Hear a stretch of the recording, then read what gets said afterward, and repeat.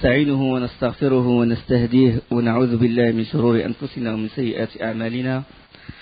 من يهده الله فلا مضل له ومن يضلل فلا هادي له، وأشهد أن لا إله إلا الله وحده لا شريك له، وأشهد أن محمدا عبده ورسوله. أما بعد، فإن خير الكلام كلام الله، وخير الهدي هدي محمد صلى الله عليه وسلم، وشر الأمور محدثاتها، وكل محدثة بدعة، وكل بدعة ضلالة، وكل ضلالة في النار.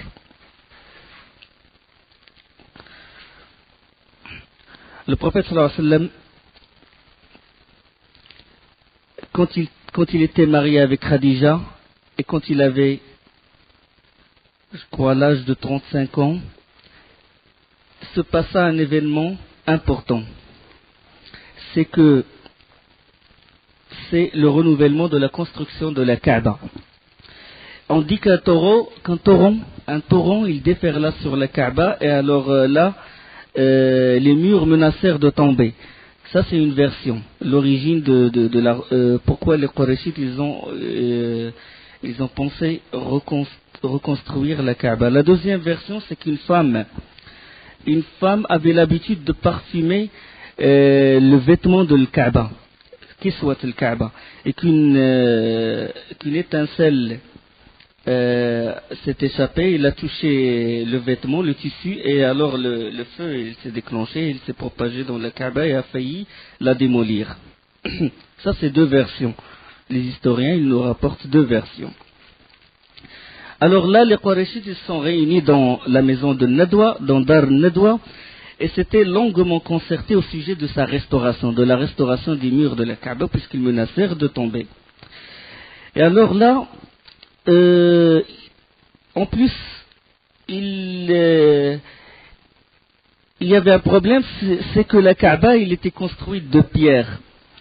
Et ils savent qu'il faut du bois aussi. Et eux, les Qurayshites, n'avaient pas l'habitude de faire des constructions en bois. Ils faisaient des constructions en terre, en argile. Ils n'avaient pas cette habitude de faire construction en pierre et en bois. Et donc, là, ils savaient que la construction en pierre, elle a besoin de bois. Et donc, il n'y avait pas de planches dans le désert. Et Allah, subhanahu wa ta'ala, il a voulu qu'un bateau qui vient de Rome et qui s'est écrasé près de Jeddah. Un bateau venant, c'est-à-dire un bateau de commerce et tout.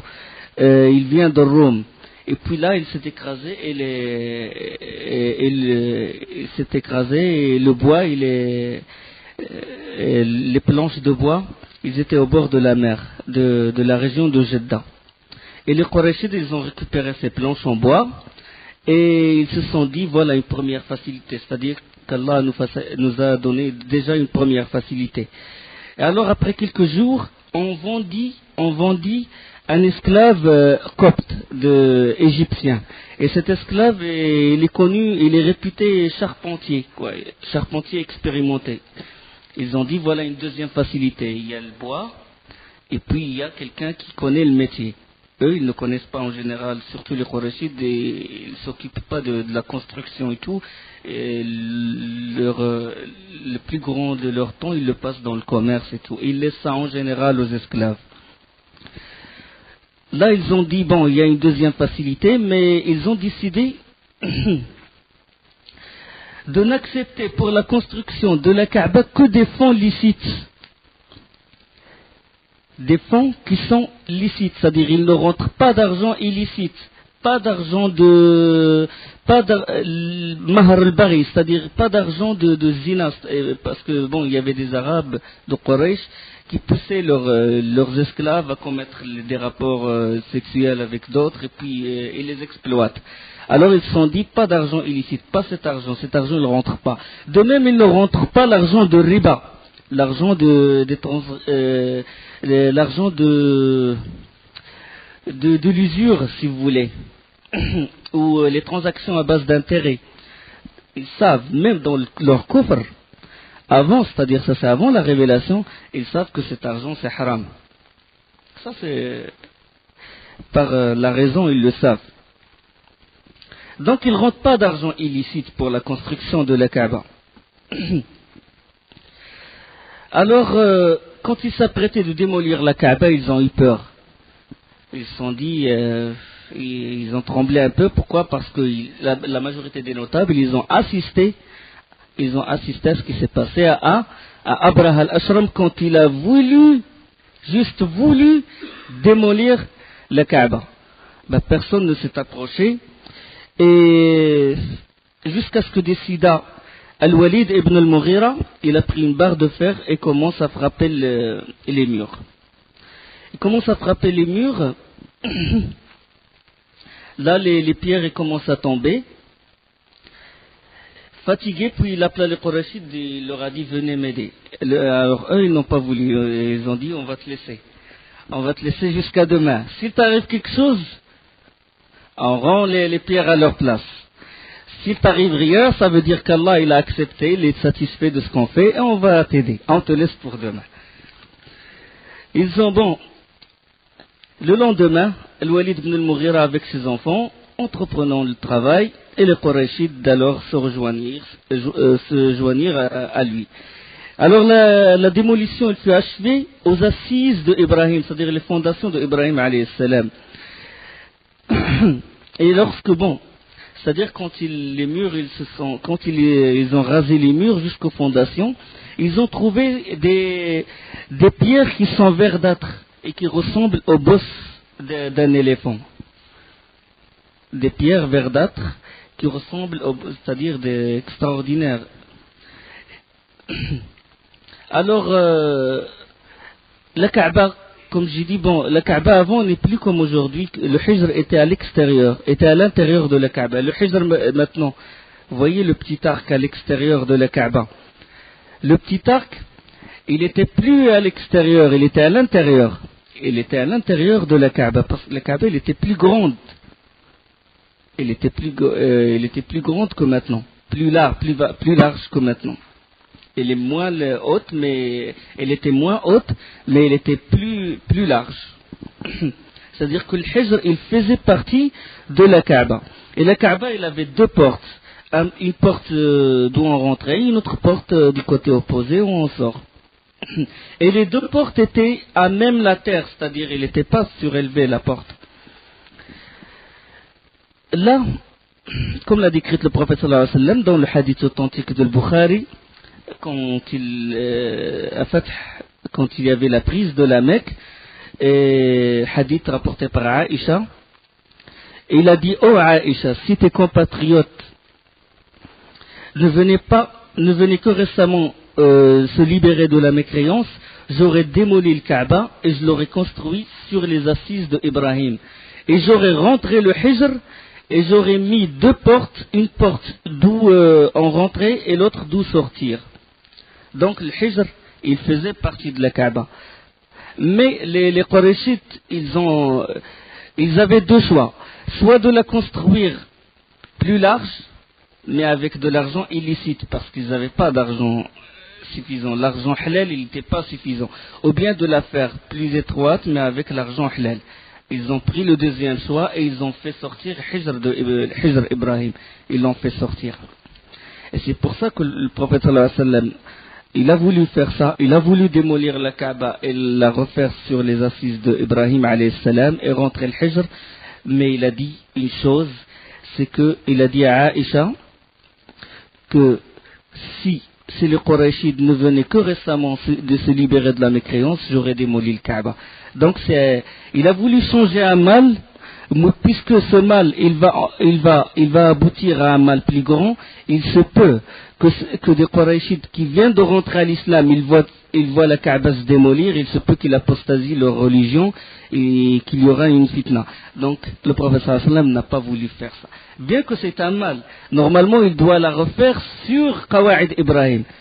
Mais il l'a laissé et il a fait tawaf autour, il l'a laissé comme elle est. Donc ça c'est une règle, que si on veut changer un mal et que ce mal va aboutir à un mal plus grand, on ne le change pas. D'accord, ça c'est une règle. Bon, ils ont préféré construire le Kaaba plus petite, avec de l'argent licite.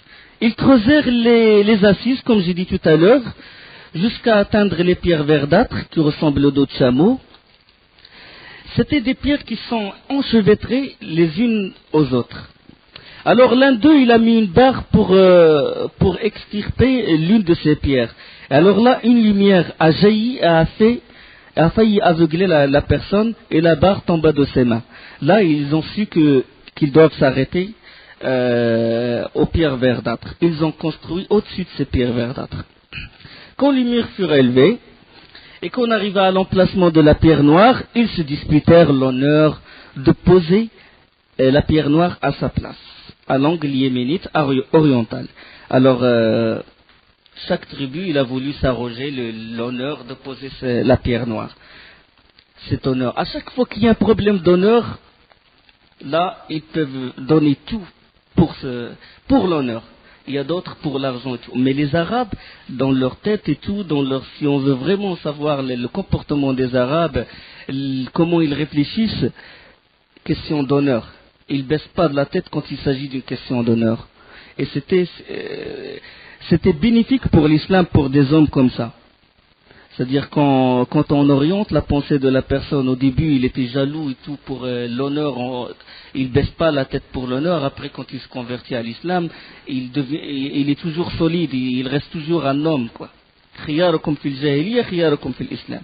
Les meilleurs d'entre vous dans le jahiliya qui ont eu l'honneur et qui protègent leur honneur, ils sont les meilleurs dans l'islam. L'exemple de Omar ibn Khattab radiyallahu anhu et d'autres, Hamza et d'autres. Alors ils se disputèrent l'honneur de poser la pierre noire. La pierre noire, on connaît notre aqidah là-dessus. Quelle est notre aqidah concernant la pierre noire? Comme le hadith authentique, quand Omar ibn Khattab, quand il a touché la pierre noire, qu'est-ce qu'il a dit? Il a dit, par Allah, je sais que tu n'es qu'une pierre qui ne peut ni nuire, ni profiter. Et si je n'avais pas vu le prophète sallallahu alayhi wa sallam t'embrasser, je t'aurais pas embrassé. Donc, c'est une pierre normale. Seulement parce qu'on a vu le prophète sallallahu alayhi wa sallam embrasser cette pierre, on l'embrasse. D'accord? Là, revenons à cette dispute entre les Qurayshites pour poser la pierre noire, Banu Abd ad-Dar, c'est-à-dire ça, les fils de Abd al-Muttalib. Banu Abd ad-Dar, parce que c'est eux qui sont responsables de la hijab, de la Kaaba, eux, qu'est-ce qu'ils ont fait? Ils ont dit, par Allah, personne ne pose la pierre noire à part nous. Et ils ont amené une bassine pleine de sang et ils ont mis leurs mains dans ce sang. Il a dit, sinon le sang. Soit c'est nous qui posons la pierre noire, soit on fait couler le sang. Les autres, ils ont fait pareil. Bani Makhzoum, ils ont fait pareil. Bani Adi, d'où fait partie Omar ibn Khattab, ils ont fait pareil. Alors ils faillirent en arriver aux mains. Et alors là, il y avait un homme très respecté parmi eux, et il est très vieux, c'est le plus vieux, on dit que c'est le plus vieux de Quraysh. Et il s'appelle Abu Umayya ibn al-Mughira. Abu Umayya ibn al-Mughira, qu'est-ce qu'il a dit? Il a dit à quoi ça va servir de s'entretuer? Il vaut mieux se mettre d'accord sur un point. Ils ont dit, quel est ce point? Il a dit, on choisit un arbitre. Quel est cet arbitre qui va juger entre nous? Il a dit, prenez comme arbitre le premier qui rentre par la porte de Bani Shayba, Bab Salam maintenant, près de la porte de Safa. Là, ils attendirent. Et c'était le prophète sallallahu alayhi wa sallam qui rentra. Et alors, quand il est rentré, tous s'écrièrent. Ils ont dit, Muhammad, Al-Amin, Al-Amin, Al-Amin, Radina, Radina. On a accepté, on connaît. C'est un homme de confiance, c'est le plus digne de confiance de la région. Tous acceptèrent. Et alors là, le prophète sallallahu alayhi wa sallam, c'est aussi une marque de l'imminence du prophète sallallahu alayhi wa sallam comme juge, berger, commerçant, combattant, riche commerçant, juge. Maintenant. Alors le prophète sallallahu alayhi wa sallam leur demanda d'étendre un drap, dans une autre version, sans camis, sans manteau. Il étendit son manteau sur le sol et il y a mis la pierre noire. Ensuite, il demanda aux représentants de toutes les tribus de tenir un coin du drap ou du vêtement. Ils le soulevèrent à la hauteur de l'emplacement de la pierre noire et Mohammed sallallahu alayhi wa sallam le rendit lui-même à sa place. Et il a sauvé Quraysh d'une grande guerre. Là, bon, entre parenthèses, que la pierre noire, elle est restée dans la Kaaba jusqu'au jour où sont venus les Qaramita. Qaramita, c'est une secte qui fait partie des chiites. Et les Qaramita, c'est une secte qui est très déviée. Qu'est-ce qu'elle a fait? À cause de leur déviation, de leur égarement, ils ont construit une autre Kaaba, selon des historiens, dans la région de Bahreïn. Et ils ont transporté la pierre noire de la Mecque jusqu'à cette région. Et c'était à peu près dans 317 de l'Hégire, c'est-à-dire le 4e siècle de l'Hégire. Et il est resté sous leurs mains, c'est-à-dire il est resté dans cette Kaaba près de plus de 20 ans, jusqu'à ce que les sunnites, alhamdoulilah, ils l'ont récupéré. Ils ont récupéré la pierre noire, mais quand ils l'ont récupérée, elle était cassée. La pierre noire, elle était déjà fragmentée. Ils ont récupéré des morceaux. C'est pour ça que maintenant la pierre noire comme elle est actuellement, c'est des granules, c'est des morceaux et une pâte. La pâte, elle ne fait pas partie de la pierre noire. C'est juste un ciment qui cimente les granules de la pierre noire. Sinon, elle était cassée par cette secte déviée. Ça, c'est entre parenthèses. Durant cet événement, bon, ne se passa pas grand-chose, que le professeur sallam, il se mit à chérir la solitude.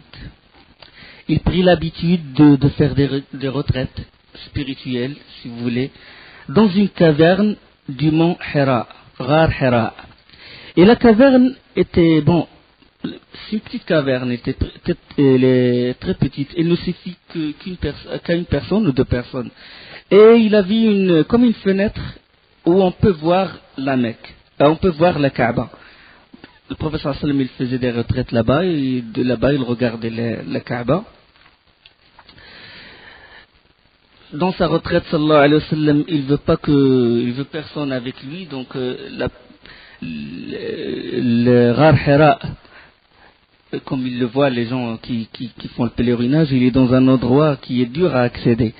Parce que le prophète sallallahu alayhi wa sallam, il voulait personne avec lui. Il faisait ses retraites là-bas, des adorations, il méditait durant chaque année, surtout le mois de Ramadan. Il faisait ses retraites là. Mais l'année précédant la révélation, le prophète sallallahu alayhi wa sallam, il a passé un mois complet, durant ce mois, il se rend chez lui pour vérifier la situation de sa famille et tout, puis se munir de certaines... il s'approvisionne, provision, et puis il rentre immédiatement à la caverne. Et durant le trajet, il entend quelqu'un l'appeler. Chaque fois durant son trajet, il y a quelqu'un qui l'appelle, lui dit « Assalamu alaykum ya Rasulallah ». Assalamu alaykum ya Rasulallah. Après la révélation, bon, le professeur sallam, quand il entend ça, il se retourne, il trouve personne. Bien sûr, après la révélation, il demande à Jibril alayhi salam, c'est qui m'appelait Assalamu alaykum ya Rasulallah avant le wahi? Et Jibril répondit, c'était les pierres et les arbres qui te saluaient. Il y a autre signe, il y a aussi avec ce salut-là des pierres et des arbres, il y a autre chose aussi, c'était les visions véridiques. C'est-à-dire avant la révélation, le professeur sallam avait toujours des visions véridiques. Selon le hadith de Aïcha radiallahu anha, il a dit que l'un des premiers signes de la révélation fut la vision véridique durant son sommeil. Jamais il ne faisait un songe qui ne se révéla aussi clair que la lumière qui jaillit à l'aube. C'est-à-dire, il fait un songe et puis il se réalise. Tout ce qu'il voit durant son sommeil, il se réalise. Ça, c'était les précurseurs, si vous voulez, de la venue de la révélation. Concernant la vision véridique, le prophète sallallahu alayhi wa sallam, il a dit la vision véridique, elle est une partie des 36 parties de la prophétie. جزء من 36 جزءا من النبوة. La nuit du 27, vraisemblablement la nuit du 27 du mois de Ramadan, le prophète sallallahu alayhi wa sallam adorait Allah dans la caverne du mont Hira. Un homme vint en lui, Jibril. Jibril, la première fois qu'il est venu, il est venu sous forme d'un être humain, d'un homme, et non pas sous forme d'un ange. Il portait des vêtements blancs et une bassine en soie, une sorte de soie qui s'appelle dibège, dans lequel il y a un livre. Là, il a brusqué le prophète sallallahu alayhi wa sallam, et l'ange a dit au prophète sallallahu alayhi wa sallam, l'histoire connue, lui a dit, lis, iqra. Et le prophète sallallahu alayhi wa sallam, il a répondu, ma ana biqari', je ne sais pas lire. Le prophète sallallahu alayhi wa sallam, bien sûr, il ne sait pas lire, parce que s'il savait lire, les ennemis de l'islam, ils auraient trouvé un prétexte comme quoi il a écrit le livre avec sa main. Allah subhanahu wa ta'ala, il dit que tu n'écrivais pas, que tu récitais pas le livre avant, que tu ne récitais aucun livre avant, ni tu l'écrivais avec ta main, sinon ceux qui veulent faire du mal à l'islam, ils trouveraient un prétexte. Le prophète sallallahu alayhi wa sallam, il a dit, je ne sais pas lire, et alors là, comme il le rapporte lui-même, sallallahu alayhi wa sallam, il dit, l'ange me saisit et me serra entre ses bras jusqu'à l'extrême limite de ce que je pouvais supporter.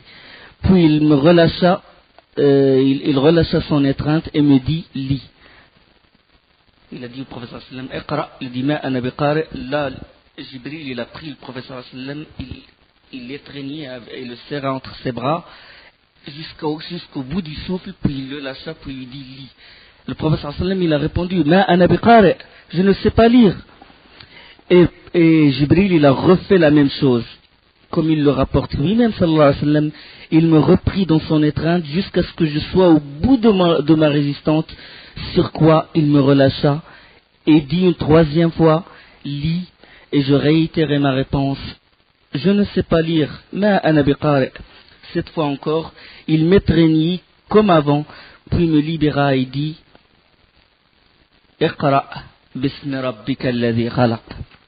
Lis au nom de ton Seigneur qui a créé. Il a créé l'homme d'un caillot de sang, ou bien d'un grumeau qui s'accroche. Iqra bismi rabbika alladhi khalaq, khalaqa al-insana min 'alaq. Iqra wa rabbuka al-akram alladhi 'allama bil qalam, 'allama al-insana ma lam ya'lam. Lis au nom de ton Seigneur qui a créé. Il a créé l'homme d'un caillot de sang. Lis, et ton Seigneur est le plus généreux, qui enseigna par le qalam. Il a appris à l'homme ce qu'il ne savait pas. Ces versets-là, ils ont été révélés la nuit du Qadr, la nuit sacrée si vous voulez. Inna anzalnahu fi laylatil Qadr, dans le mois de Ramadan, Shahru Ramadan, alladhi unzila fihi al-Qur'an, le mois de Ramadan où s'est révélé, où s'est fait descendu le Coran. Lis au nom de ton Seigneur. Regardez le verbe, le premier impératif, c'est de lire. Là, c'est aussi une leçon à prendre. C'est à la personne de lire. Mais il ne doit pas lire au nom de Shaitan. Il ne doit pas lire des philosophies ou des sciences qui ne le concernaient pas. Il doit lire au nom d'Allah subhanahu wa ta'ala. Iqra bismi rabbika alladhi khalaq. Lis au nom de ton Seigneur. Et là, il a créé l'homme d'un caillot de sang. Lis, et ton Seigneur est le plus généreux. Il est le plus généreux, et il est le plus généreux envers le prophète sallallahu alayhi wa sallam qui lui a donné cette mission. Qui enseigna par le qalam, et il a appris à l'homme ce qu'il ne savait pas. Donc c'est un apprentissage. Allah subhanahu wa ta'ala, il a appris au prophète sallallahu alayhi wa sallam par l'intermédiaire de Jibril, et le prophète sallallahu alayhi wa sallam, il a enseigné et il a fait apprendre le Coran à sa communauté. Le prophète sallallahu alayhi wa sallam récita les mêmes paroles à la suite de l'ange qui disparut aussitôt. Et alors là, le prophète sallallahu alayhi wa sallam il ne s'attendait pas à ça. Là, une crainte l'envahit. À ce moment-là, Khadija, il a eu un pressentiment, subhanallah, comme l'amour qu'une femme porte à son mari. Il a eu quelque chose, il a senti que son mari, le prophète sallallahu alayhi wa sallam, lui arriva quelque chose. Alors là, il a envoyé des domestiques à elle pour chercher le prophète sallallahu alayhi wa sallam. Elle savait qu'il faisait des retraites à Ghar Hira. Les domestiques, ils sont arrivés à Ghar Hira, mais ils ne trouvèrent pas le prophète sallallahu alayhi wa sallam. Ils cherchèrent partout. Le prophète sallallahu alayhi wa sallam, après ça, qu'est-ce qui lui est arrivé? Il courait à la direction de la Mecque, de la Kaaba. Puis là, il entendit une voix. Oh Muhammad, ya Muhammad. Il leva la tête et il a vu ce qu'il n'avait jamais vu auparavant. Il a vu Jibril. Jibril, c'est pas sous forme d'un être humain, mais sous sa vraie forme. Il a vu Jibril, il le rapporte lui-même, sallallahu alayhi wa sallam, il a dit, j'ai vu Jibril assis sur son trône et il a 600 ailes. Allah, il nous informe que les anges ont des ailes. Alhamdulillah, fatar al-samawati wal-ardi, fatar al-samawati ja'il al-malaikati rusula uli ajnihatin masna wa thulatha wa ruba', qui a fait des anges, des messagers, dotés de 2, 3 ou 4 ailes. Il ajoute à la création ce qu'il veut, car Allah est omnipotent. Yazidu fil khalqi ma yasha. Alors, le prophète sallallahu alayhi wa sallam, il a vu Jibril sous sa vraie forme, il a dit qu'avec 600 ailes, et il remplit le ciel. Partout où il se tourne, il le voit. Partout, à l'est, à l'ouest, il voit Jibril. Tout le ciel, il est rempli par... Et Jibril, il l'appelait Muhammad, il dit, oh Muhammad, ya Muhammad, anta Rasulullah, wa ana Jibril. Ya Muhammad, anta Rasulullah, wa ana Jibril. Le prophète sallallahu alayhi wa sallam, envahi par la peur et figé, il ne peut pas bouger parce que cette scène, en regardant Jibril, ce qu'il n'avait jamais vu auparavant, il était émerveillé par son regard, il était figé, saisi, il ne peut pas bouger. Là, cette scène, Allah subhanahu wa ta'ala, il l'a décrit dans le Coran, dans Surat al-Najm. يقول سبحانه وتعالى والنجم إذا هوى, par l'étoile à son déclin. ما ضل صاحبكم وما غوى, votre compagnon ne s'est pas égaré, il n'a pas été induit en erreur. وما ينطق عن الهوى, il ne prononce rien sous l'effet de la passion. إن هو إلا وحي يوحى, ce n'est rien d'autre qu'une révélation inspirée. علمه شديد القوى, que lui a enseigné celui qui a la force prodigieuse. C'est qui a la force prodigieuse? C'est Jibril. علمه شديد القوى ذي قوة عند ذي العرش مكين.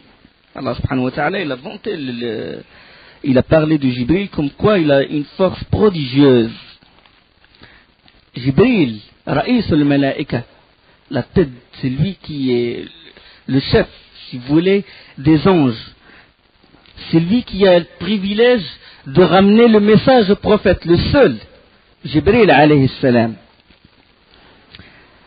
Il a une force prodigieuse qu'avec le bout de son aile, il a renversé une cité entière de fond en comble. Ja'ala 'aliyaha safilaha. Le bout d'une aile.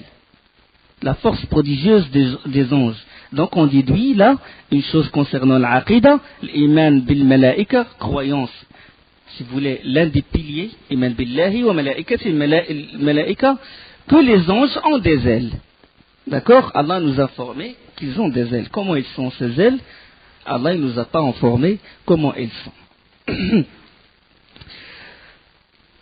La suite des versets, Allamahu shadidul quwa, que lui a enseigné celui qui a la force prodigieuse, Zu mirratin fastawa, doué de sa sagacité, c'est alors qu'il se montra sous sa forme réelle, Wa huwa bil ufuq al-a'la, alors qu'il se trouvait à l'horizon supérieur, Thumma dana fatadalla, puis il se rapprocha et descendit encore plus bas, فَكَانَ قَابَ قَوْسَيْنِ أَوْ أَدْنَى, et fut à 2 portées d'arc, ou plus près encore, فَأَوْحَى إِلَى عَبْدِهِ مَا أَوْحَى, il révéla à son serviteur ce qu'il révéla, au serviteur d'Allah. C'est-à-dire que Jibril est venu, il révéla le message d'Allah au prophète sallallahu alayhi wa sallam, à l'esclave d'Allah, prophète sallallahu alayhi wa sallam. مَا كَذَبَ الْفُؤَادُ مَا رَأَى, le cœur n'a pas menti en ce qu'il a vu. Une vue réelle, pas d'imagination. Je dis ça parce que des sectes égarés, ils en parlent. Ils disent que c'est une imagination, c'est une illusion. Ce n'est pas une imagination et ce n'est pas une illusion. C'est une vraie vue, une vue réelle. Le prophète sallallahu alayhi wa sallam, il n'a vu Jibril sous sa vraie forme que 2 fois. 2 fois. Durant toute la période de révélation. 2 fois. Parce que des fois, il venait sous la forme d'un être humain, comme on a dit tout à l'heure. Selon un hadith, dans un hadith de Bukhari, selon Al-Harith ibn Hashim, ou Al-Harith ibn Hisham, il demande au prophète sallallahu alayhi wa sallam comment lui venait la révélation. Et alors le prophète sallallahu alayhi wa sallam, il a répondu, parfois il me vient pareil à la résonance d'une cloche, et il est pour moi le plus pesant. Quand il prend fin, j'ai assimilé ce qui a été révélé.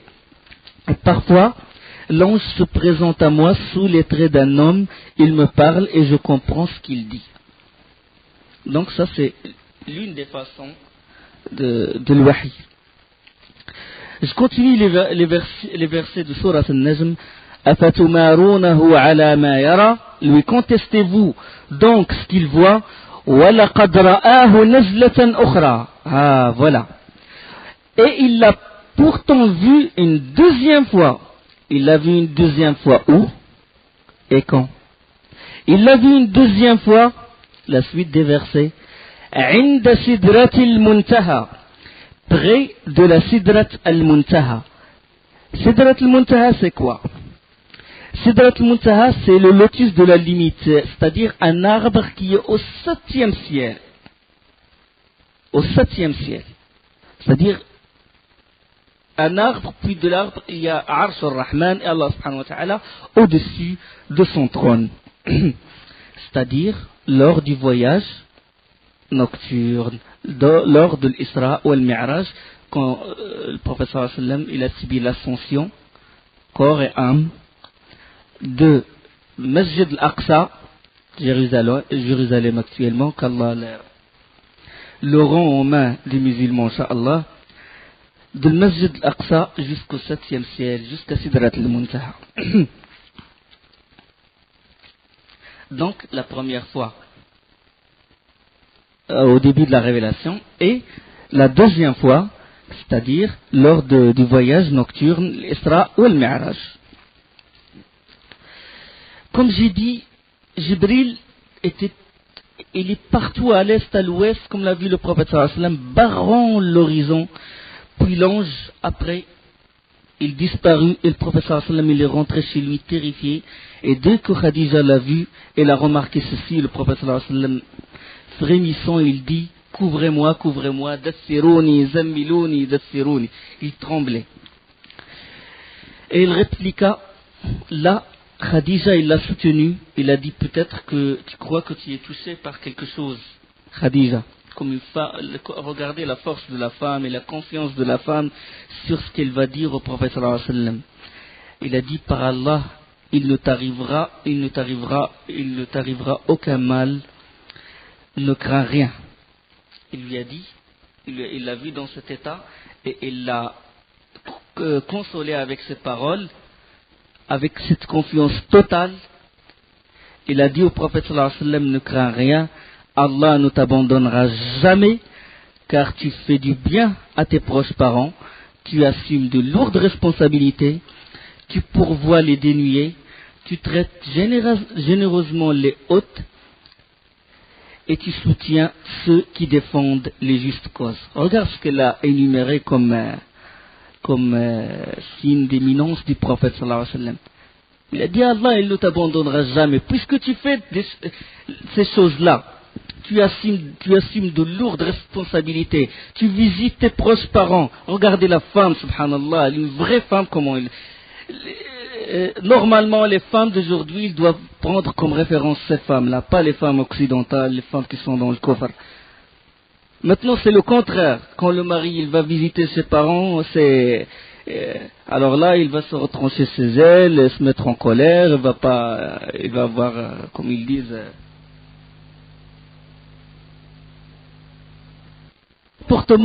le comportement de la femme, de la vraie femme, c'est comme ça.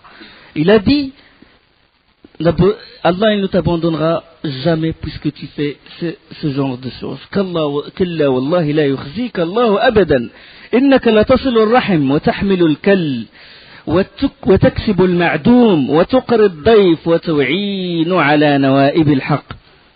Il le laissa jusqu'à ce que la peur se dissipa. Alors là, Khadija, radiallahu anha, elle a trouvé son cousin.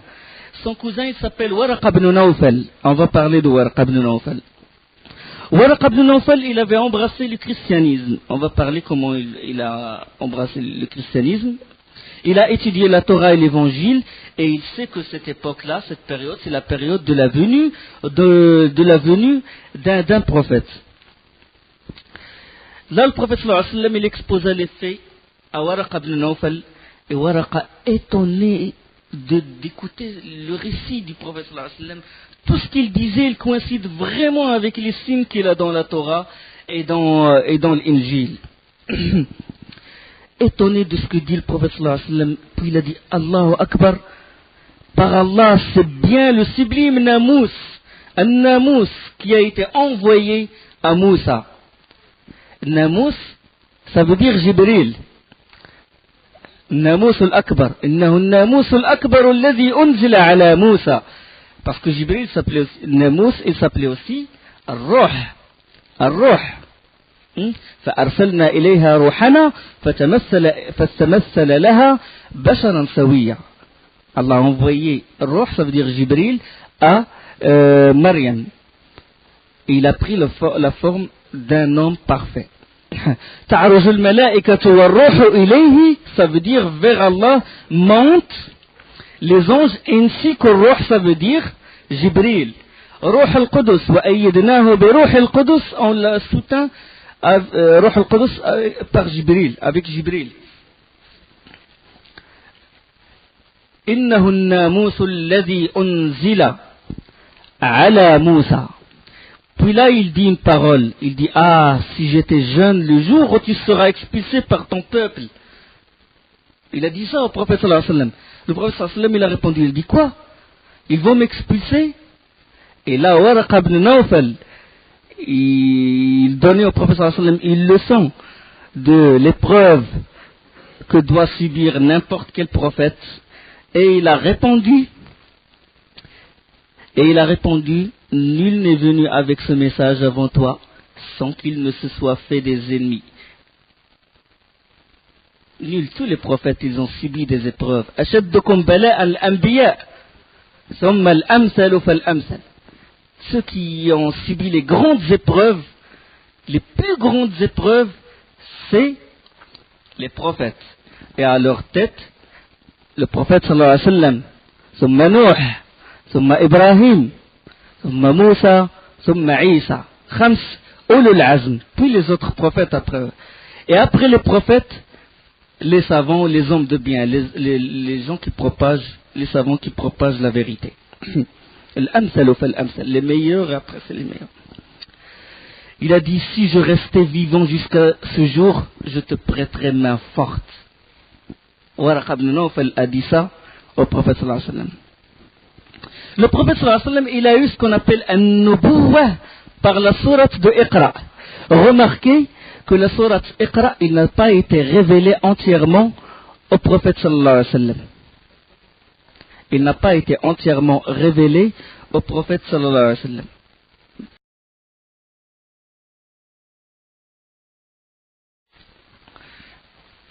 Le prophète sallallahu alayhi wa sallam, il a eu une nubuwah par les versets révélés de Surat Iqra, par les premiers versets révélés. Remarquez que le Coran, comme il est actuellement, comme il a été réuni, il n'obéit pas à l'ordre chronologique, de même les versets. Les premiers versets qui sont révélés sur le prophète sallallahu alayhi wa sallam, c'est Iqra jusqu'au 5e verset. Iqra bismi rabbika alladhi khalaq, khalaqa al-insana min alaq, Iqra wa rabbuka al-akramu alladhi 'allama bil qalam, 'allama al-insana ma lam ya'lam. Jusqu'ici s'arrête la première révélation. Il a eu ce qu'on appelle Nubuwa. Il y a une différence entre Nubuwa et Risala. La différence entre Nabi et Rasoul. Tout Nabi, tout Rasoul est Nabi et tout Nabi n'est pas Rasoul. Al-Nubuwa, c'est-à-dire il reçoit la révélation, mais il n'est pas ordonné de transmettre le message. D'accord? Ça c'est Nubuwa. Et Risala, c'est-à-dire il reçoit la révélation et il est ordonné de transmettre le message. Ça c'est l'une des différences. Une parole des savants, l'une version.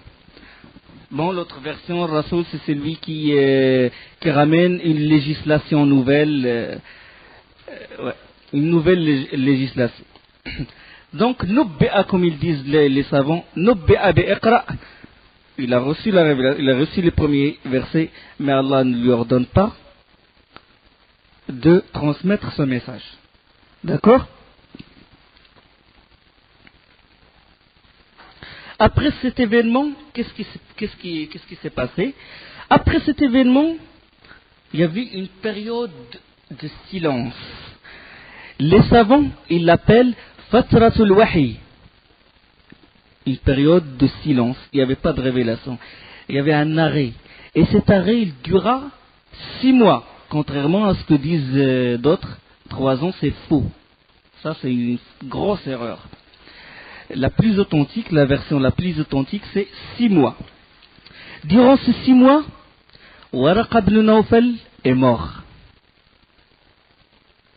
Waraqa ibn Nawfal, celui qui a dit que si je suis là, il était aveugle à l'époque, et il a dit, je t'aurais aidé, je t'aurais soutenu quand ils vont t'expulser, etc.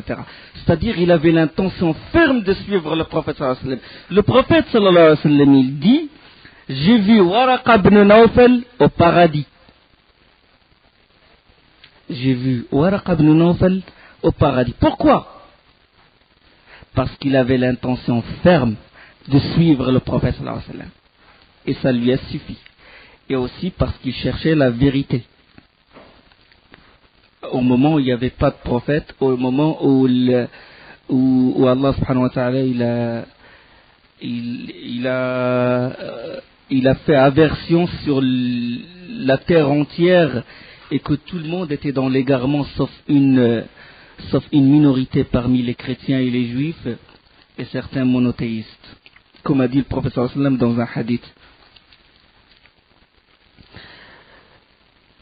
Waraqa ibn Nawfal, comme a témoigné le prophète sallallahu alayhi wa sallam qu'il est au paradis, au début de cette période, le prophète sallallahu alayhi wa sallam était toujours envahi par la peur. Et par suite de ces événements, il y avait toujours la frayeur en lui à cause de ces événements, à cause de ces événements nouveaux qu'il ne s'attendait pas il n'était pas prêt à les recevoir. Donc, il y avait pendant ces 6 mois-là, la peur, elle commença à se dissiper du cœur du prophète sallallahu alayhi wa sallam.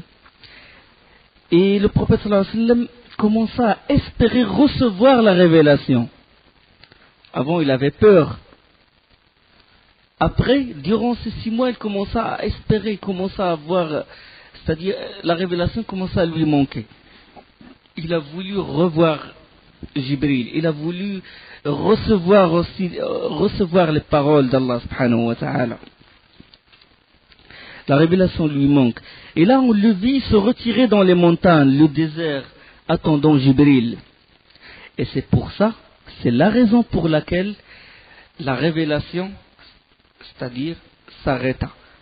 Pour Allah subhanahu wa ta'ala, il a voulu préparer le prophète sallallahu alayhi wa sallam à recevoir la révélation. Il a voulu que cette frayeur, que cette peur se dissipe du prophète sallallahu alayhi wa sallam, et pour qu'il soit lui-même prêt et pour que lui-même cherche la révélation. C'est une sorte d'éducation. Allah, il éduque le prophète sallallahu alayhi wa sallam. Donc, c'est l'une des raisons qu'il y a ce qu'on appelle fatratul wahi. Alors qu'avant, il courait par peur. Maintenant, c'est lui qui sort pour recevoir la révélation. Enfin, une nuit, pendant que le prophète sallallahu alayhi wa sallam était couché et enveloppé dans son manteau, le silence fut rompu et vint Jibril avec cette assurance qui sont les versets suivants. Ô toi, le revêtu du manteau, lève-toi et avertis. Ya ayyuhal muddassir, qum fa'anzir. Ah, maintenant, Risala, lève-toi et avertis. Là, c'est là où il s'appelle Ar-Rasoul. Nubbi'a bi Iqra. Il était Nabi par Iqra et maintenant il est devenu Rasoul par ce verset. Qum fa'anzir, lève-toi. Wa rabbaka fakabbir. Wa thiyabaka fatahhir. Et de ton Seigneur célèbre la grandeur et tes vêtements purifie-les. Et fuis les idoles. Wa rujza fahjur. Wa la tamnun tastakthir. Ne prodigue pas un bienfait en vue de retrouver plus. Et en vue de ton Seigneur, sois patient. Wa li rabbika fasbir. Ah, la patience après da'wa. Il faut s'attendre à des épreuves.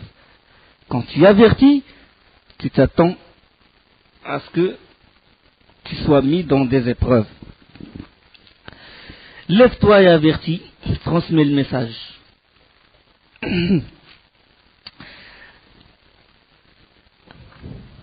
De ton Seigneur célèbre la grandeur et tes vêtements purifie-les. Là, il faut recommander d'accomplir les adorations.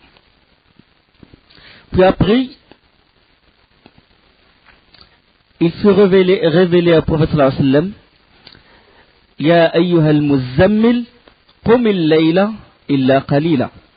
Ô toi l'enveloppé dans tes vêtements, lève-toi pour prier toute la nuit, excepté une partie.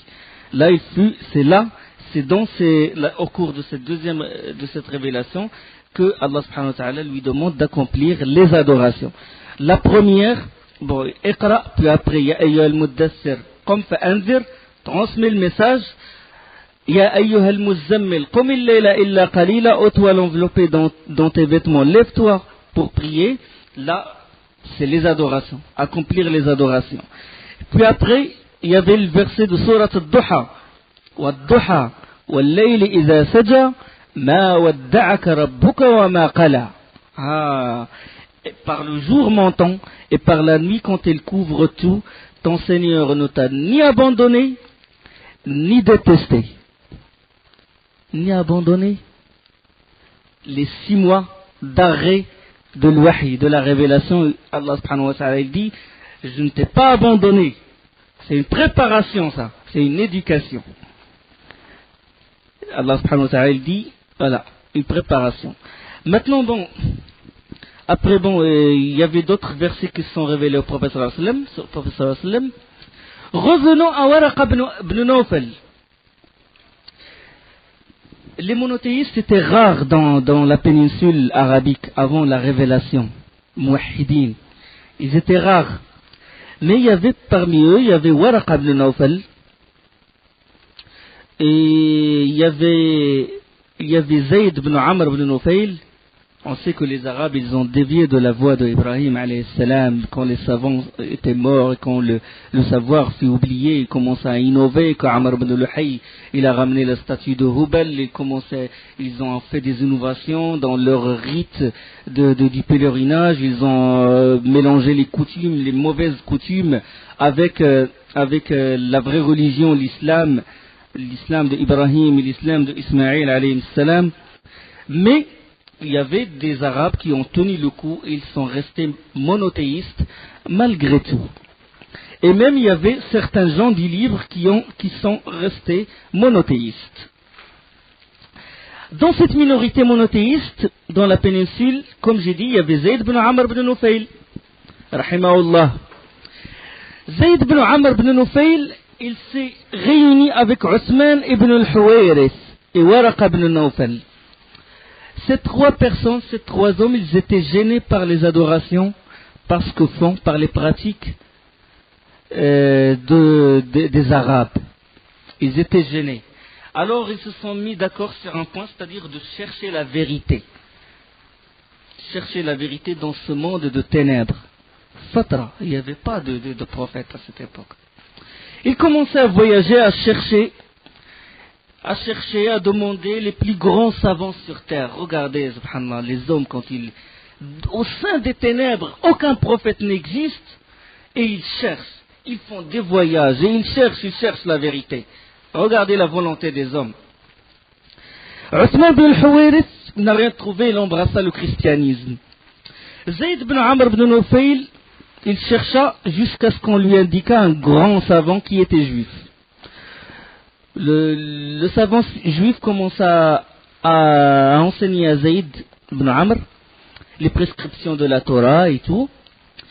Et là, il lui a dit, c'est la religion de la vérité. Et là, Zayd bin Amr, il a dit au savant, alors comment devenir juif?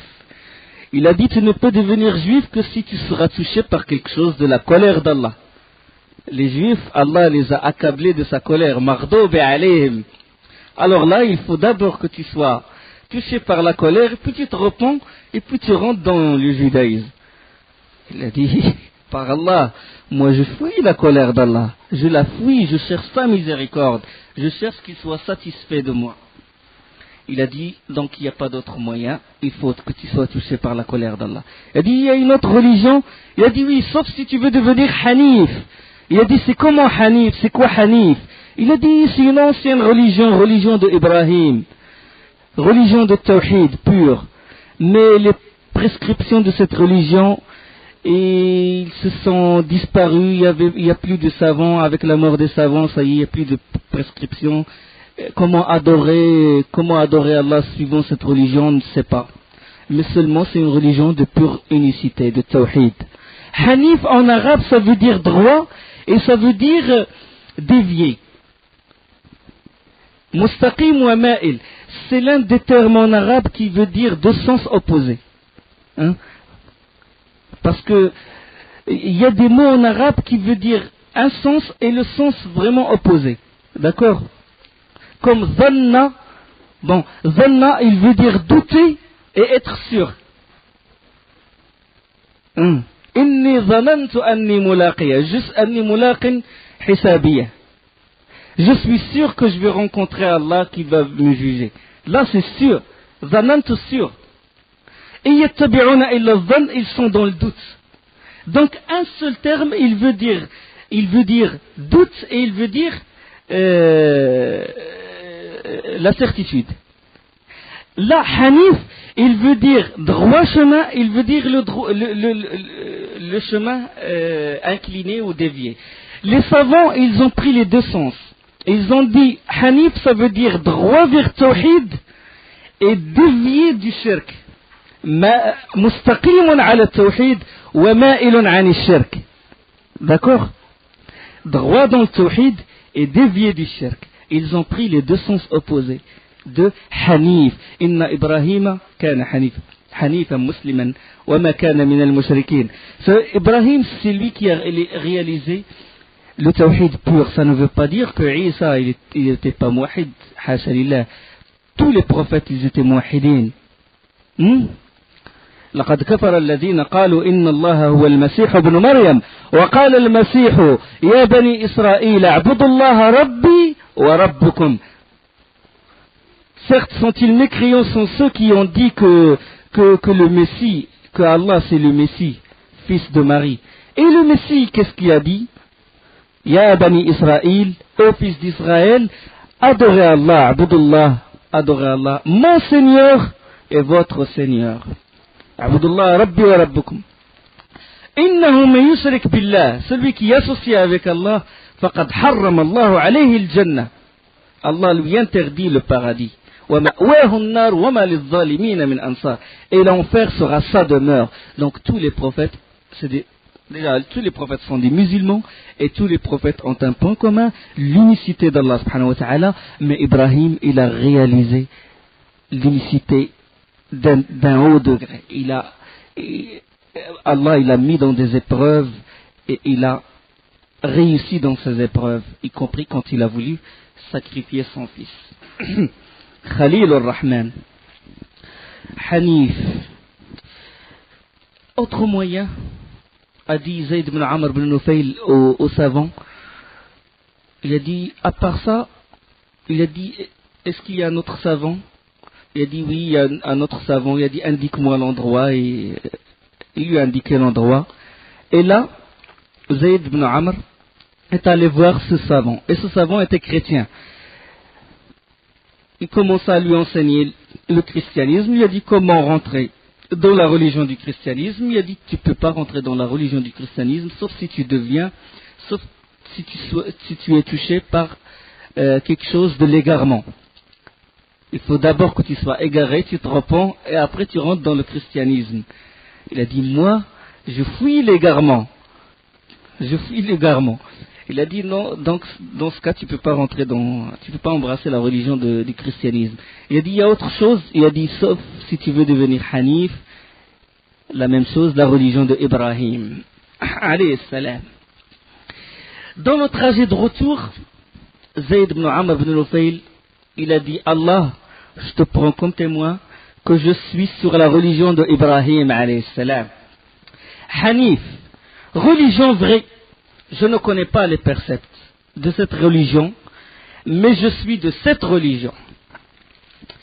Je reste dans Tawhid, je n'adore pas les idoles. Ils disent de lui, dans ses prières, il n'y a pas de prescription. Qu'est-ce qu'il fait? Il fait ruku' et sujoud, plusieurs fois. C'est ce qu'il sait. Il fait ça. Rentré à la Mecque, il commence à appeler les gens au Tawhid. Avec Allah subhanahu wa ta'ala, avec le cerveau. Il t'a donné aql. Laqad karramna bani Adama. Les êtres humains sont à un degré plus élevé par rapport aux animaux. Tu veux te rabaisser d'être un animal? Allah subhanahu wa ta'ala lui a donné un cerveau. Il l'a utilisé. Et ce cerveau-là, avec la raison, rien avec sa raison, il s'est orienté vers Tawhid. C'est pour ça qu'Allah subhanahu wa ta'ala il donne des paraboles dans le Coran pour toucher la raison.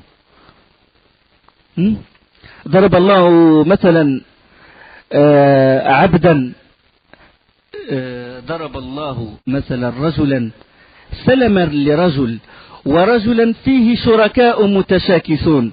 Allah il a donné comme parabole un homme qui obéit à un homme, il est conforme à cet homme, et un homme qui a un seul maître et un homme qui a plusieurs maîtres qui se querellaient.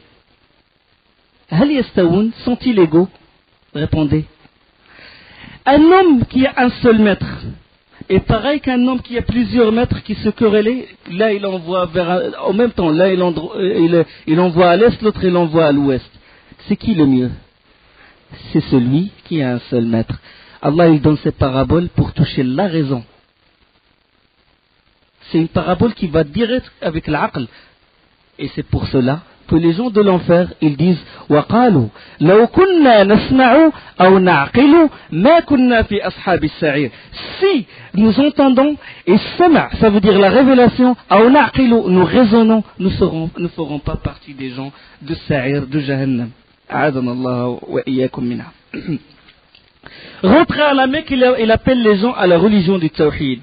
Et il dit aux gens qui adoraient les statues et font des pratiques insensées, il dit, vous êtes sur rien, vous faites n'importe quoi. Il y a comme moi qui est dans la religion vraie. Et puis après, bon, il dit beaucoup de choses, c'est-à-dire, il dit les bêtes, parce que bon, les Quraysh, les Mushrikines, ils sacrifiaient des bêtes. Et puis il faisait des offrandes aux idoles. Lui, il dit, avec sa tête, il dit, les bêtes là, c'est Allah qui les a créées. Vous les sacrifiez pour vos idoles, rien qu'avec raisonnement logique. C'est Allah qui les a créées. Vous les sacrifiez pour vos idoles. En même temps, bon, il appelle les gens et tout. Et il faisait aussi autre chose. Le prophète sallallahu alayhi wa sallam, il l'a vu. Il a vu, ça c'est avant la révélation. Il a vu, il a dit, j'ai vu Zayd ibn Amr ibn Nufayl adossant la Kaaba. Et les gens, ils faisaient talbiya. Labbaik Allahumma labbaik. Labbaik la sharika laka labbaik. Inna al-hamda wal ni'mata laka wal mulka la sharika lak. Cette talbiya, me voici prête à toi, me voici dévoué à toi, ô mon Seigneur, etc. Il faisait cette talbiya. Et puis Zayd ibn Amr ibn Nufayl, quand il faisait cette talbiya, quand ils disent Labbaik Allahumma labbaik, labbaik la sharika laka labbaik, inna al-hamda wal ni'mata laka wal mulka la sharika lak, il dit arrêtez, n'ajoutez rien. C'est ça talbiya de tawhid, n'ajoutez rien. Et là ils ajoutent illa sharikan huwa lak. La phrase qu'a ajoutée Amr ibn al-Wahay, selon des historiens, selon des savants, Amr ibn al-Wahay al-Khuza'i, celui qui a changé la religion d'Ibrahim, c'est lui qui a ajouté cette talbiya, sauf un associé, sauf illa sharikan huwa lak, sauf un associé que tu as élu, tamlikuhu wa ma malak, il t'appartient ainsi que ce qu'il possède. Il a ajouté il a attribué, il a dit que c'est Allah qui a choisi Hubal, c'est Allah qui a choisi Isaf wa Na'ila, c'est Allah qui a choisi les idoles. Hein? Ils attribuent ça à Allah. وَيَعْبُدُونَ مِن دُونِ اللَّهِ مَا لَا يَضُرُّهُمْ وَلَا يَنْفَعُهُمْ وَيَقُولُونَ هَؤُلَاءِ شُفَعَاؤُنَا عِندَ اللَّهِ قُلْ أَتُنَبِّئُونَ اللَّهَ بِمَا لَا يَعْلَمُ فِي السَّمَاوَاتِ وَلَا فِي الْأَرْضِ سُبْحَانَهُ وَتَعَالَى عَمَّا يُشْرِكُونَ. Et ils adorent en dehors d'Allah ce qui ne peut ni leur nuire ni leur profiter, et ils disent ceux-là sont nos intercesseurs auprès d'Allah. Dites, vous informez Allah de ce qu'il ne sait pas dans les cieux et sur la terre. Subhanahu wa ta'ala, pureté à lui, exalté soit-il, pureté à lui, il est élevé de ce qu'il lui associe. Donc ils prennent ces idoles pour se rapprocher d'Allah, comme ceux de nos jours, ils prennent les walis et les shuyukh, vivants ou morts, ils prétendent qu'ils les rapprochent d'Allah subhanahu wa ta'ala. C'est le même shirk, c'est le même, pareil.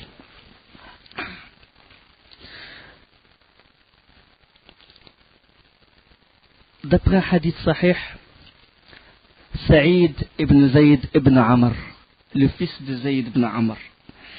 Saïd ibn Zayd, c'est l'un des 10 mubasharina bil Jannah, c'est l'un des 10 que le prophète sallallahu alayhi wa sallam a dit, ils vont être au paradis. Le fils de Amr ibn Nufayl, de Zayd, Saïd, fils de Zayd. Saïd ibn Zayd, avec Omar ibn Khattab radiyallahu anhuma, ils sont venus voir le prophète sallallahu alayhi wa sallam, ils lui ont dit, pouvons-nous implorer le pardon d'Allah pour Zayd ibn Amr ibn Nufayl? Et le prophète sallallahu alayhi wa sallam, il répondit oui, il tiendra à lui seul le rang d'une nation le jour de la résurrection, le jour du jugement, à lui seul. Le jour du jugement, vous savez, chaque prophète viendra avec sa communauté. D'après le hadith sahih, j'ai vu défiler devant moi différentes communautés. J'ai vu le prophète avec une personne, le prophète avec 2 personnes, le prophète avec une dizaine de personnes, hadith long.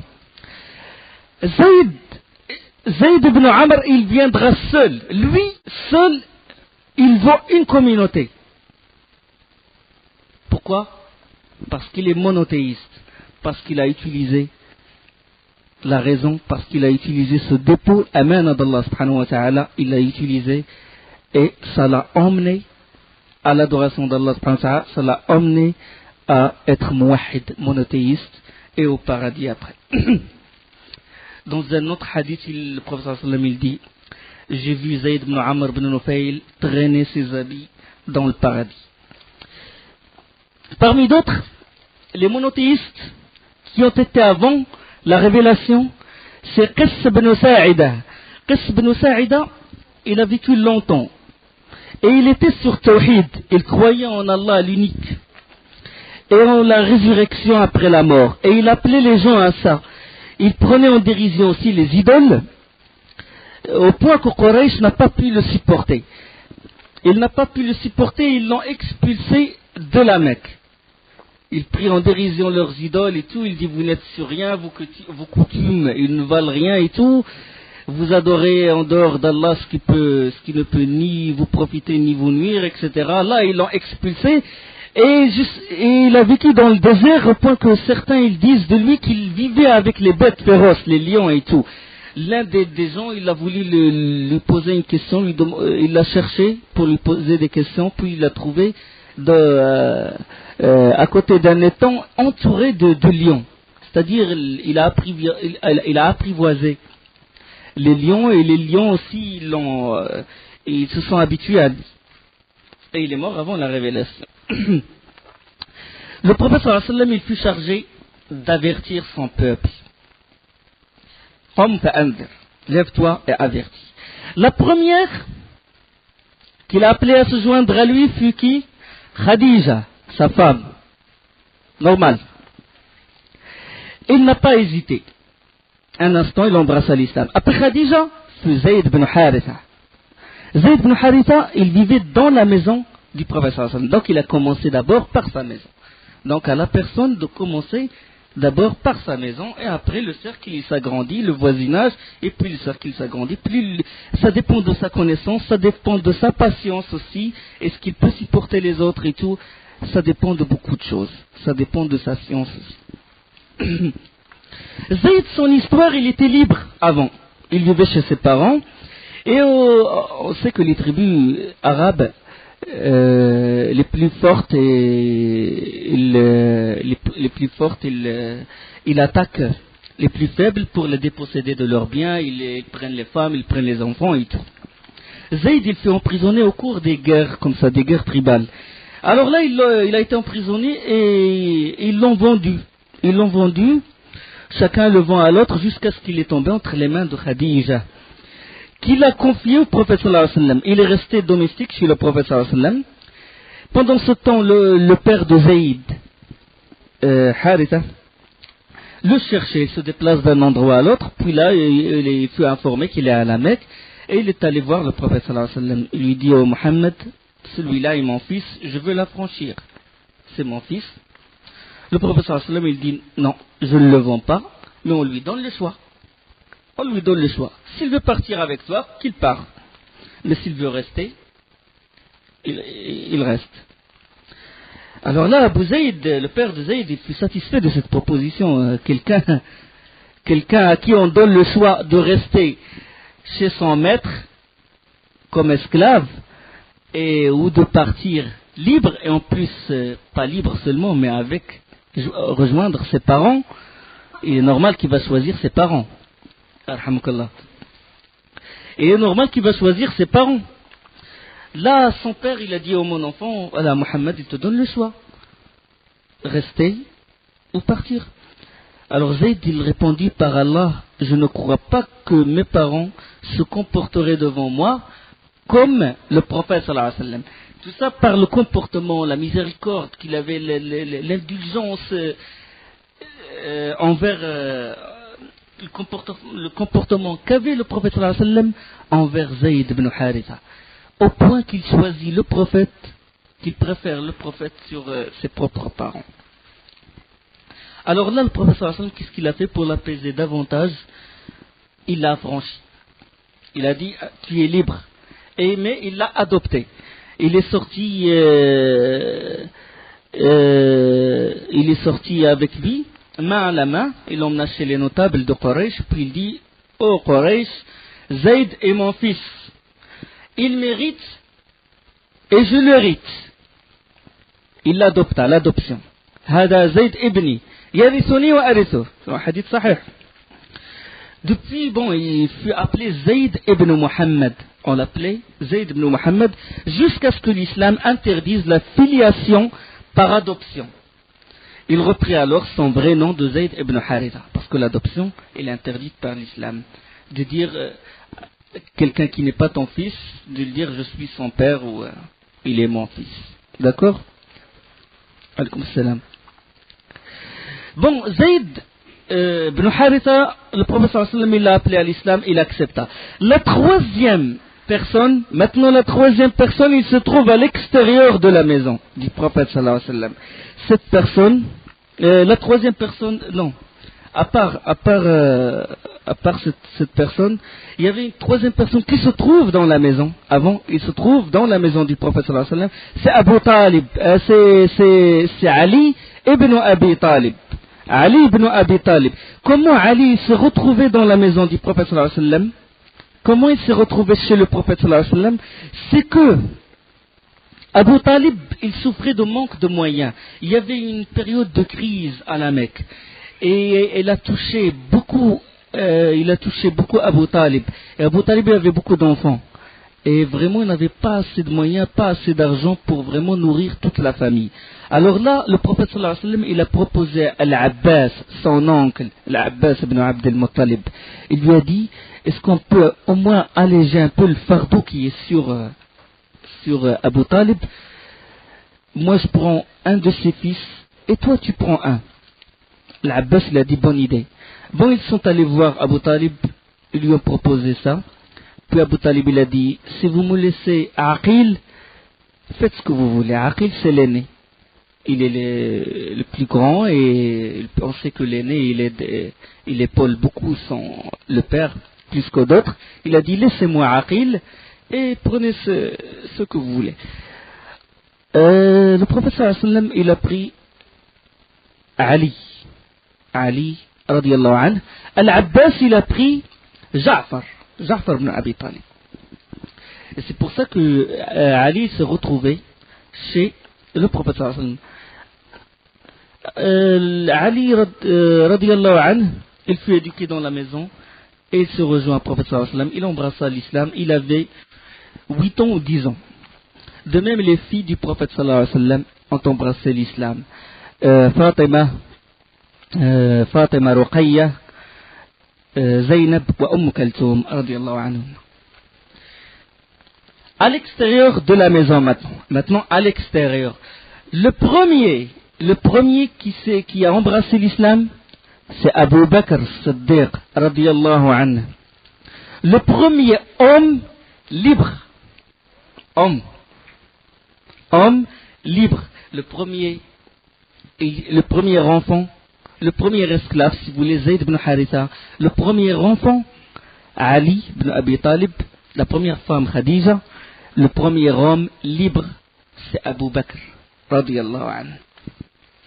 Le prophète sallallahu alayhi wa sallam, il a dit sur Abu Bakr, je n'ai appelé personne à l'islam sans qu'il y ait en lui du recul, de la réflexion et de l'hésitation, sauf Abu Bakr ibn Abi Quhafa. Il n'attendit pas un instant lorsque je lui en ai parlé. Du moment où le prophète sallallahu alayhi wa sallam, il a dit je suis le prophète, il a dit tu es le prophète. Il a dit je suis le prophète, il a dit je témoigne que tu es le prophète.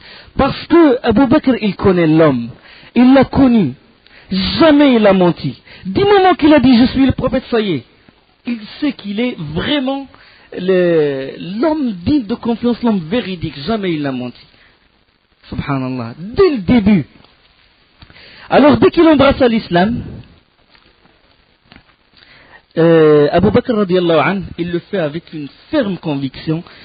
Et c'est Abu Bakr qui a appelé les premiers adhérents. C'est grâce à Abu Bakr, pas grâce au prophète sallallahu alayhi wa sallam. C'est grâce à Abu Bakr, c'est Abu Bakr qui les a appelés.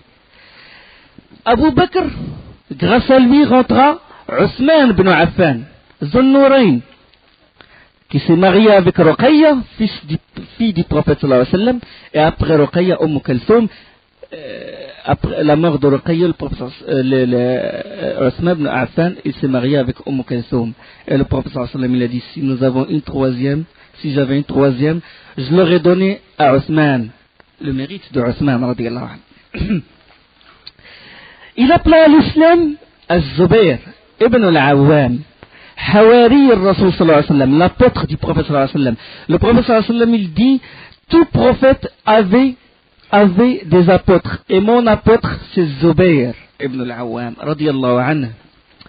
Il appela à l'islam Sa'd ibn Abi Waqqas, l'oncle maternel du prophète sallallahu alayhi wa sallam, Mujab ad-Da'wa. S'il invoque Allah subhanahu wa ta'ala, Allah il exauce son vœu directement. Mujab, il avait ce prodige. Il appela à l'islam Amr ibn Auf radiyallahu anhu.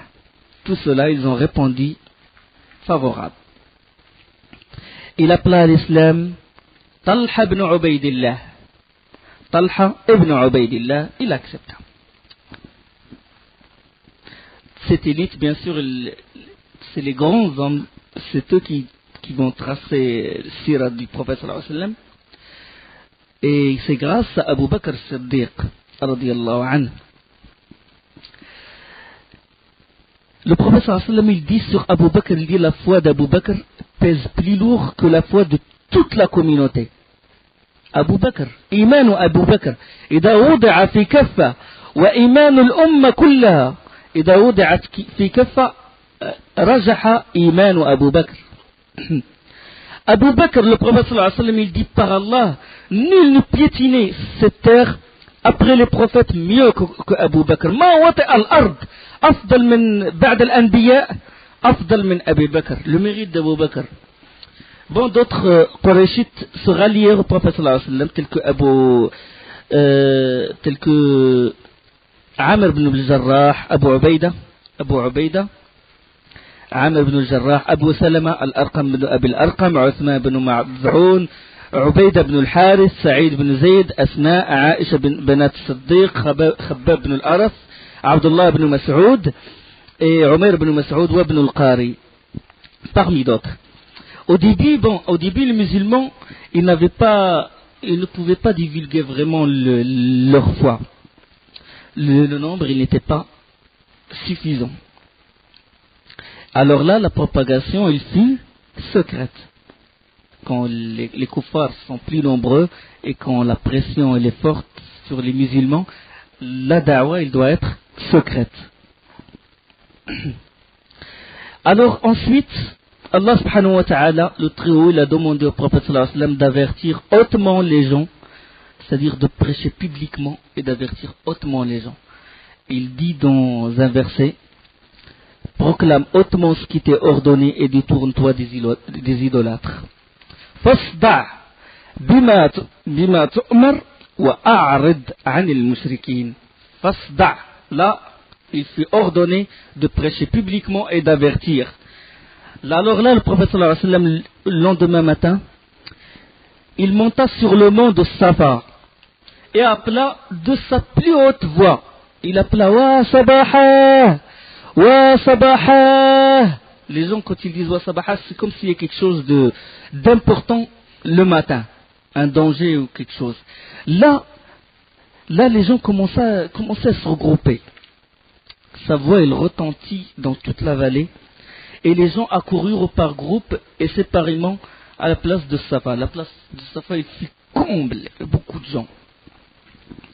Et le prophète sallallahu alayhi wa sallam, il leur dit, peuple de Quraysh, voyez-vous, si je vous apprenais que des cavaliers sont au pied de cette montagne, prêts à vous attaquer, me croiriez-vous?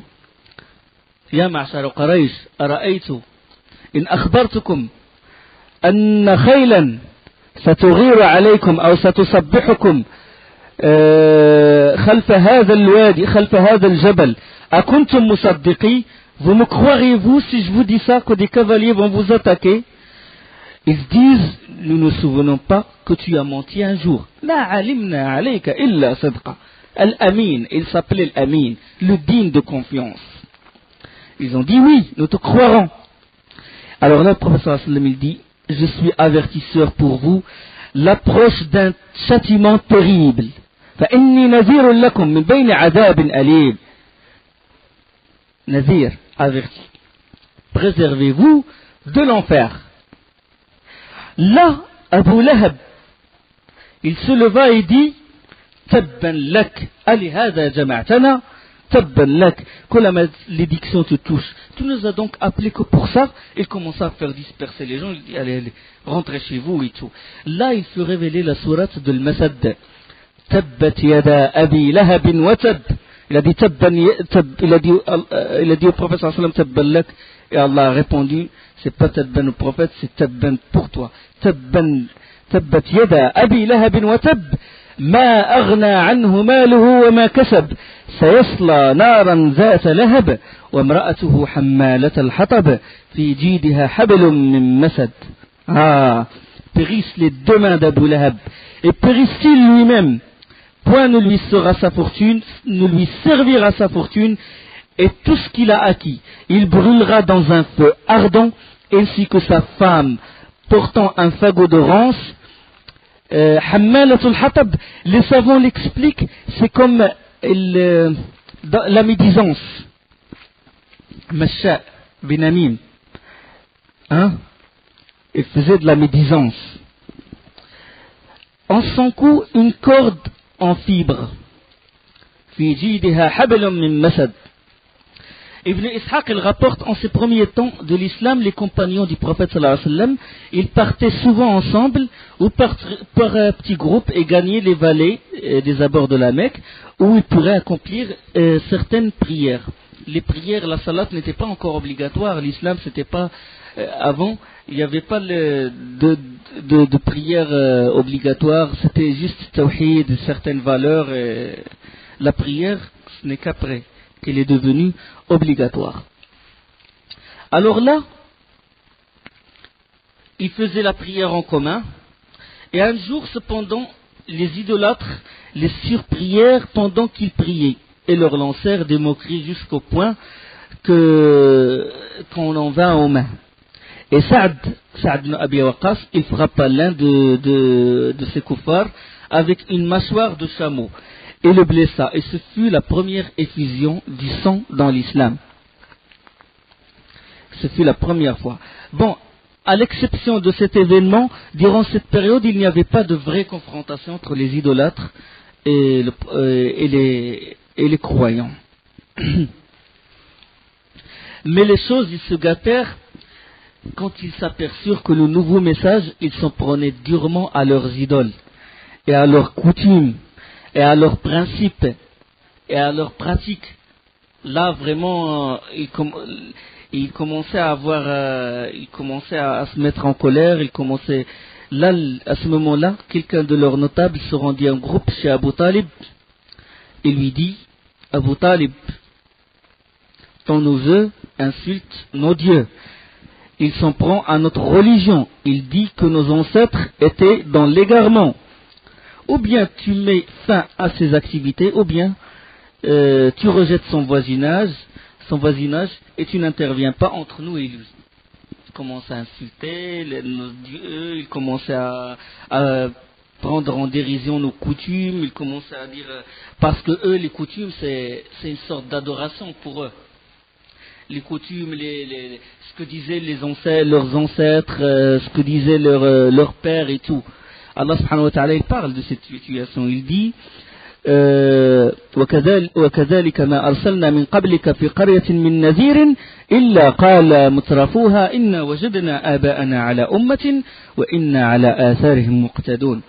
Et c'est ainsi que nous n'avons pas envoyé avant toi d'avertisseurs en une cité sans que ces gens aisés n'aient dit nous avons trouvé nos ancêtres sur une religion et nous suivons leurs traces.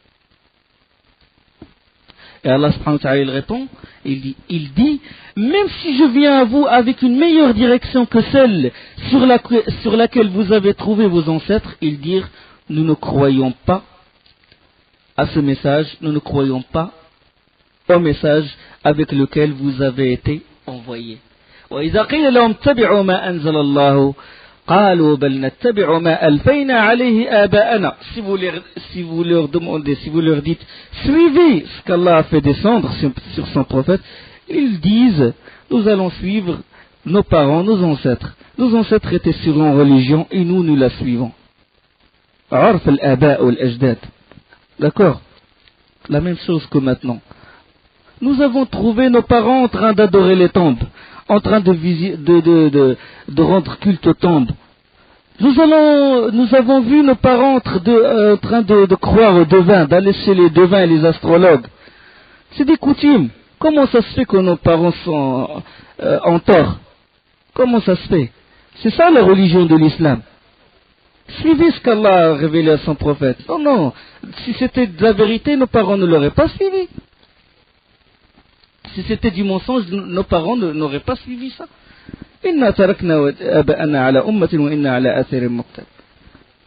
On suit les traces de nos parents. Voilà la religion d'Allah. Non, nous on suit les traces de nos parents.